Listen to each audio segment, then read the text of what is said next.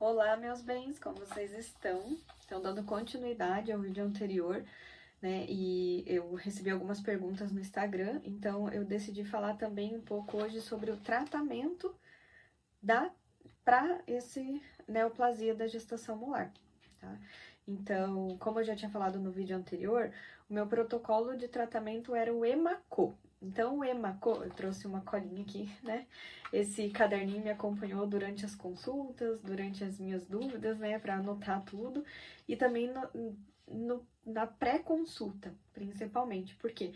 Porque como a cabeça da gente não fica tão legal, né, durante o tratamento, então eu tinha esse caderninho que me ajudava, né, durante as idas ao médico, né, no próprio dia da quimioterapia para anotar minhas dúvidas. Então o EMACO, ele é composto e dividido por 3 dias de ciclo. Então, quando a gente começa um processo oncológico, né, eles são divididos em ciclos e depende dos ciclos, e são divididos por 3. Então, é o dia 1, o dia 2 e o dia 8. Que no meu caso foi direcionado pela médica que o primeiro dia, então a gente aplica o Dacilon, que é uma medicação importada, não tem no Brasil, eu não consegui cobertura do plano médico justamente por não ser uma medicação utilizada muito aqui. Então, o Dacilon é utilizado no dia 1 e no dia 2, o Folinac é no dia 1, o Eposido é no dia 1 e no dia 2, o Genoxal é no dia 8, o MTX é no dia 1 e a Vincristina é no dia 8. Então, o que diferencia esses dias, né? Por que eu principalmente estou falando sobre isso? Porque eu não tinha onde pesquisar isso. Eu fui pesquisar, fui ver pessoas falando sobre, não achei também. Como, né? Foi uma carência minha procurar por isso.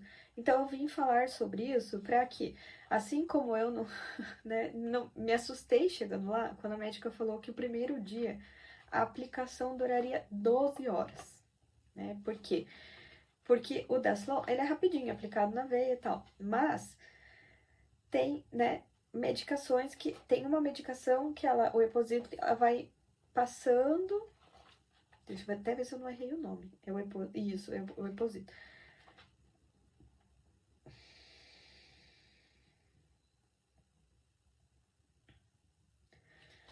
Porque essa medicação, ela tem um protocolo que ela precisa ser diluída pelo corpo, né? Ela demora para passar toda a medicação durante 12 horas. Então, você já vai ciente que você vai chegar lá cedo e vai embora tarde, porque são 12 horas de aplicação da medicação na veia. Então, por isso que ela tem essa demora a mais, né? E você vai chegar lá e vai se deparar com 12 horas de aplicação no primeiro dia. No segundo dia, ela é mais ou menos 3 horas de aplicação. E no oitavo dia, ela é mais ou menos 1h30, 2 horas. Então, esse tempo médio que eu ficava lá dentro do centro oncológico, né, aplicando a medicação na veia. E como eu sabia, né, que depois eu não ia conseguir lembrar de tudo, né, porque realmente a gente vai esquecendo como foi passar por isso, eu utilizei desse caderno, né, que eu ganhei de uma amiga, para escrever sobre o meu processo de perda. Só que o meu processo de perda gestacional, ele inclui também um protocolo de oncológico. Então, eu comecei a escrever, né, aqui, e eu fui escrevendo também como o meu corpo reagia, né, frente às aplicações.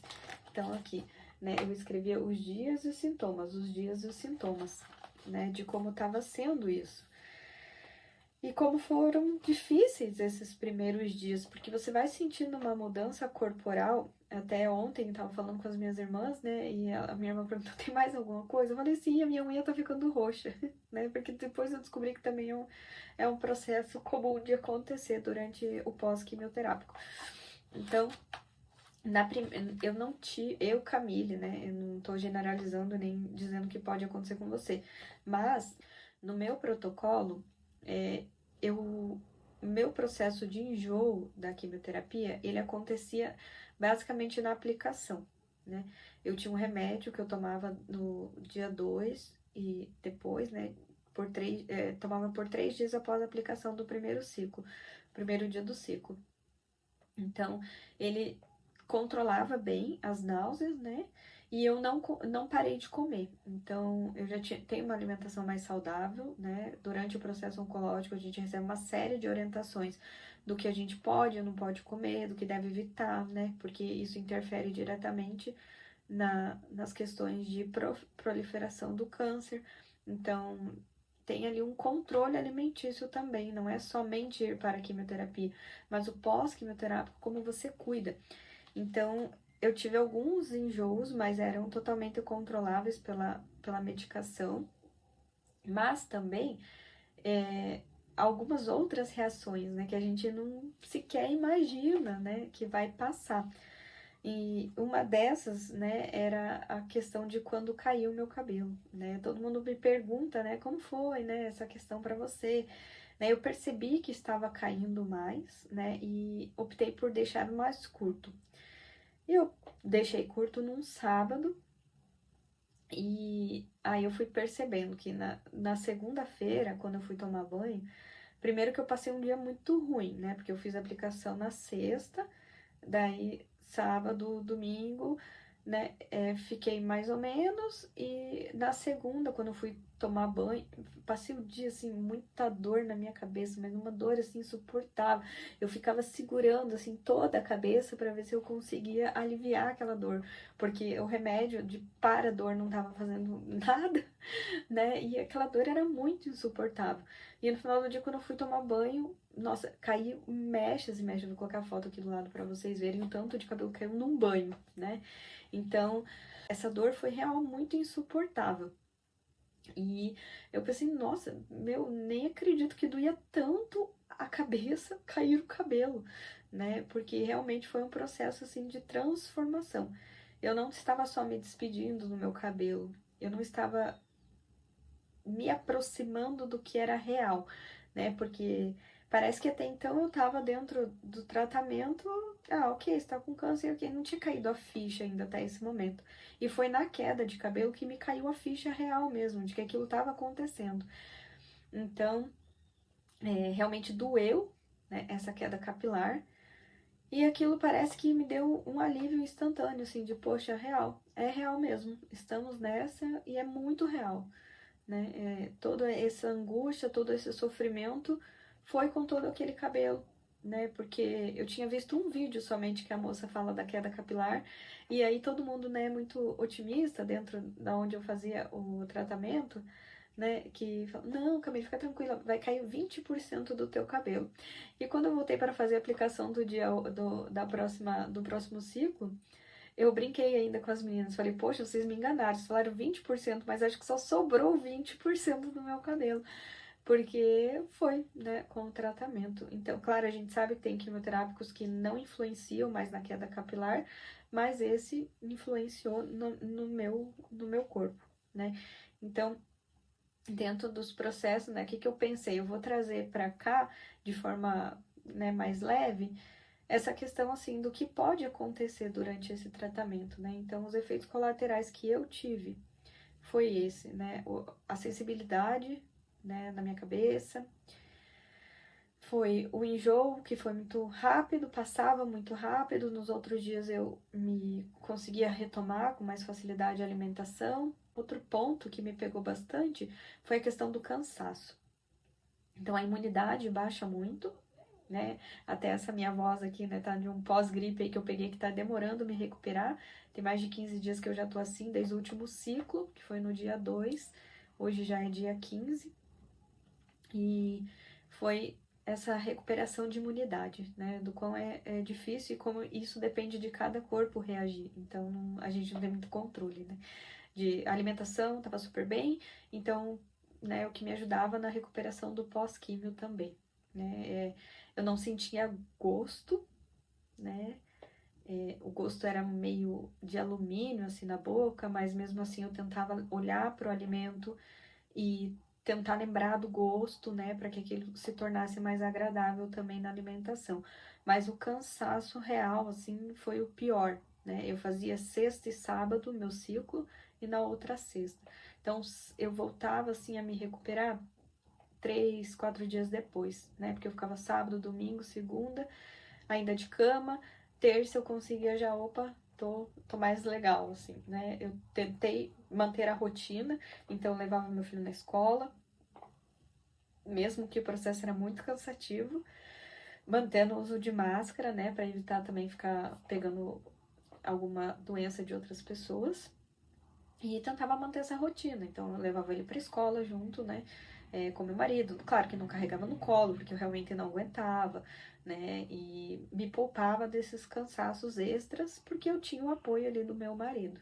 Então, eu procurei manter, né, e então o cansaço era muito grande. E também outro ponto, né, que eu consegui trabalhar nesse meio tempo, claro que, né, alguns dias eu precisei remarcar, outros dias eu colocava mais para o final da semana, né, quando estava próximo do outro ciclo, e quando eu não tinha a semana da pausa, né, para que o corpo pudesse voltar a se recuperar, eu mantinha a agenda normal. Então, eu atendia na sexta, né, por exemplo. E tentei seguindo dessa forma, assim, né? Então, procurava, assim, nos dias que eu estava bem, né? Eu procurava manter a nossa rotina, assim, de antes, né? Por exemplo, vamos tomar café na panificadora, que é uma rotina nossa de sábado, por exemplo. A gente mantinha, né? Sendo o dia não de quimioterapia, a gente mantinha, né? Porque a gente precisa também sentir-se vivo dentro desse processo, né? Porque o medo já é constante. Quando alguém fala pra mim assim, nossa, você foi muito guerreira. Não, gente, não é ser guerreira, é tentar, né? Lutar por essa vida, porque real, a gente precisa olhar com outros olhos, mas não torna o processo mais fácil, né? Foi muito difícil, né? No domingo, pós-químio, eu sempre falava pro meu marido, hoje é meu dia da morte, hoje eu tenho certeza que eu vou morrer, mesmo sabendo que amanhã eu vou estar melhor. Então, às vezes, eu tentava não guardar aquilo somente pra mim. Eu falava pra ele, real, meu, hoje parece que eu vou morrer, mas eu sei que amanhã eu vou estar melhor, né? Porque os dias ruins também passam. Então, essa foi a expectativa, assim, durante todo o processo. E tentar manter a cabeça, assim, mais em ordem, né? Porque a gente sabe que a alteração cerebral também, né? Ela pode acontecer e você fica perdido, assim, que dia da semana que é hoje. Então, o que eu tenho me feito, né? Que tem me ajudado bastante é treino. Eu comprei várias cruzadinhas dessas que vende, né? Na na banquinha mesmo, né? E para treinar real o cérebro, né? Porque foi uma das indicações do meu médico para manter essas conexões neuronais ali mais ativas, né? Porque a gente esquece muita coisa. Então, esse também é um sintoma, né? Você vai estar ali com o teu cérebro ativo para um outro cuidado, né? A quimioterapia ela altera muito, né? Essa vida de antes, será que a gente vai ter? Talvez a gente não tenha, né? Porque nada é como antes, né? Eu preciso, dentro do processo de perda gestacional, também lembrar que eu perdi meu filho, né? Porque, como eu já falei no vídeo anterior, no meu caso eu tinha um bebê, né? Então, como cuidar desse luto também, né? Pelo filho e pela doença. Porque a linha tênue da vida, né? A vida anda alinhada com a morte, mas principalmente da gente lembrar que o que me fazia fortalecer durante esse período é um câncer totalmente curável, né? Meu médico sempre afirmou isso pra mim. A gente tem um bom prognóstico, mesmo tendo, né, ali a questão do câncer tá no pulmão, né, no útero, no canal vaginal, a gente tinha um bom prognóstico. Então a gente tinha esperança da cura. E foi nisso que eu me apeguei durante todo o processo, né? Mesmo sabendo que eu passaria depois por uma esterectomia, que a gente já tinha conversado com o médico a respeito, e depois, no meio né, das consultas, a gente voltou nesse assunto para realmente verificar as possibilidades, né? E se aproximar daquele real, do novo real, né? De que então vamos optar pela esterectomia para não correr riscos, né, posteriores. Mas como que seria isso para mim também, que estava num processo de tentativa de gestação, né, de ter outro filho? E eu meio que deixei de lado o meu luto pelo filho para tratar o luto da doença. E eu me apeguei nesse bom prognóstico. Então ontem eu fui fazer, terça-feira eu fiz os exames de imagem, né, para verificar como é que tava, né, se realmente tinha acabado a quimioterapia. E a gente teve boas notícias, realmente acabou a quimioterapia, né? Agora o próximo passo é fazer os exames pré-cirúrgicos para poder fazer a cirurgia. Mas o que mais me deu boas esperanças, né, um câncer inativo, né, que como vem escrito ali pra gente, né, esse metabolismo não tá mais cancerígeno, é saber que passou, mas que deixou muitos resquícios ainda, né, então agora vem a parte do se restabelecer para poder fazer uma cirurgia, mas de olhar a vida com outros olhos, né, eu não tô dizendo assim pra vamos ser nossa, super paz e amor, good vibes e só trabalhar com positivo. Não, porque teve muitos momentos que, como eu falei aqui, eu achei que eu ia morrer, real, né? Porque vem muito atrelado isso, né? Câncer barra morte, mas vamos ter esperança também, faz parte, né? E é isso que eu gostaria de transmitir hoje para vocês. Então, sim, eu tenho um bom prognóstico, acabaram as quimioterapias, mas e agora? Né? O que a gente faz agora? Como é essa nova vida pós-quimioterapia? Com todos esses resquícios que a quimio me deixou, né? E não estou falando só de queda de cabelo, né? Mas de como restabelecer treinar esse novo cérebro, cuidar, né, desse novo real. Eu sempre fui uma pessoa muito positiva, porque eu sou essa pessoa, né, que cuido dos outros, que gosto de ser cuidada, que vejo esperança, sim, né, nos processos. Mas como que vai ser esse novo real? Não sei, né? Vai ser uma nova construção. Assim como o maternar nos apresenta novas construções. Assim, quando a gente perde um filho, a gente precisa se reencontrar. E não é tão fácil quanto as pessoas pensam, porque dói, né? Dói voltar nesse lugar de perda. Dói pensar como vai ser viver sem essa pessoa. Dói a gente pensar durante todo o processo, né? E falo inclusive para quem está cuidando de alguém que está passando pelo câncer, cuidar da gente também, né? Porque se eu ofereço cuidado, eu preciso cuidar também de mim durante esse processo.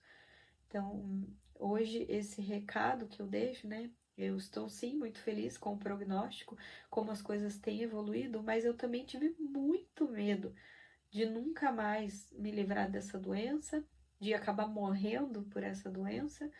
E é um medo muito comum, porque é o medo do desconhecido, né? Eu não estava preparada. Aliás, eu já falei para muita gente, era o maior medo que eu tinha na minha vida, era ter essa doença.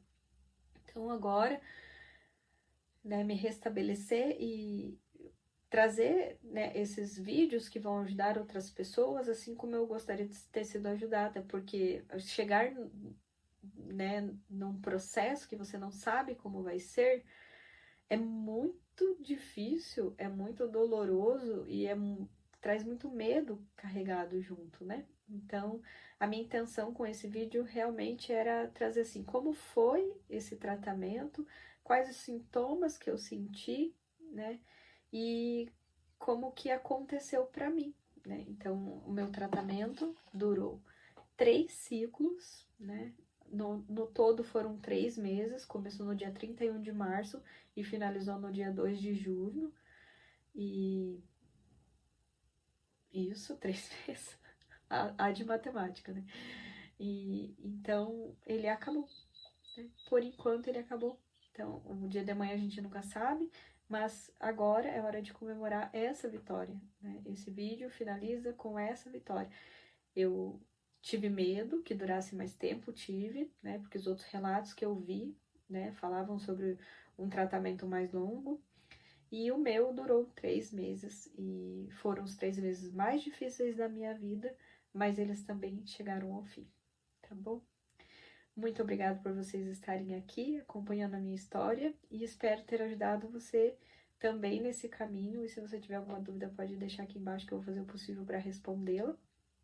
E muito obrigada por estarem aqui.